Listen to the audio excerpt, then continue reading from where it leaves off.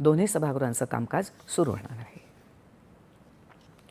राज्य विधिमंडळाच्या हिवाळी अधिवेशनाच्या पहिल्या दिवशी आज दोन्ही सभागृहात 75,286.38 कोटी रुपयांच्या पुरवणी मागण्या सादर करण्यात आल्या.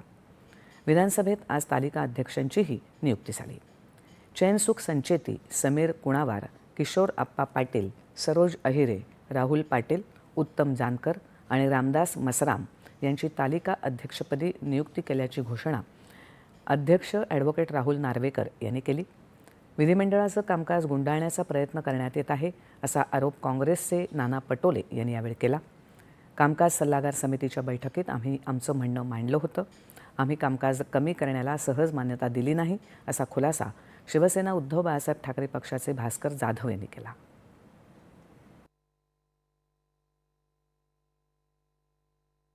की हे अधिवेशन विदर्भाचं असल्यामुळे विदर्भ करारानुसार व्हायला पाहिजे हा त्यांचा प्रमुख मुद्दा.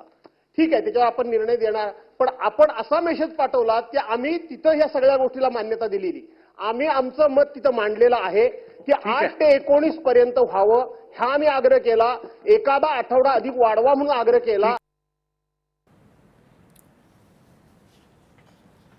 विधिमंडळाचं अधिवेशन आणि त्यातलं कामकाज किती तसंच काय असावं यावर कामकाज सल्लागार समितीच्या बैठकीत सर्वसंमतीनं चर्चा होऊन निर्णय होतो. त्यामुळे आता यावर वेगळी चर्चा होणार नाही अशी सूचना अध्यक्ष राहुल नार्वेकर यांनी केली. कोरोना काळात इतर राज्यात जास्त काळाची अधिवेशनं सुरू असताना महाराष्ट्रात मुंबईत देखील 2-4 दिवसांची अधिवेशनं झाली याची आठवण मुख्यमंत्री देवेंद्र फडणवीस यांनी करून दिली. मात्र आता स्थानिक स्वराज्य संस्थांच्या निवडणुका जाहीर होण्याची शक्यता असल्यानं आचारसंहिता लागू होणार आहे, म्हणून हा अधिवेशन कालावधी कमी केला आहे असं ते म्हणाले. हा अनुशेष नंतर जास्त कालावधीचे अधिवेशन करून भरून काढण्यात येईल अशी ग्वाही त्यांनी दिली. ही भावना आमची पण आहे की अधिवेशन जास्तीत जास्त झालं पाहिजे. आणि तुम्हाला सांगतो की गेल्या 25 वर्षामध्ये सर्वात जास्त अधिवेशन मी मुख्यमंत्री असतानाच नागपुरात चाललं आहे आणि पुढेही चालेल.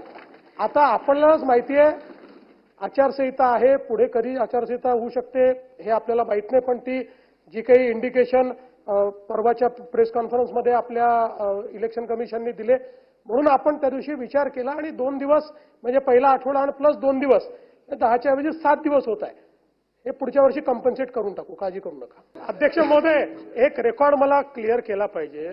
नाना भाऊंचा अधिवेशनाकरता किती आग्रह असला तरी नाना भाऊ त्या काळामध्ये 3 आणि 5 दिवसाचेच अधिवेशन मुंबईचे झाले नाही. मुंबईचे बाकी राज्यात चालू होते, बाकी राज्यात कोरोना नव्हता का?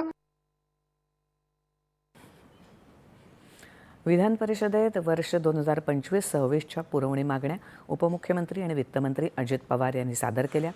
याशिवाय मुख्यमंत्री, उपमुख्यमंत्री, महसूल मंत्री, पणन मंत्री, ग्रामविकास मंत्री, कामगार मंत्री यांनी विविध अध्यादेश सभागृहाच्या पटलावर ठेवले. दोन्ही सभागृहात दिवंगत सदस्यांना 2 मिनिटं मौन पाळून श्रद्धांजली वाहण्यात आली. त्यानंतर दोन्ही सभागृहांचं कामकाज दिवसभरासाठी तहकूब करण्यात आलं.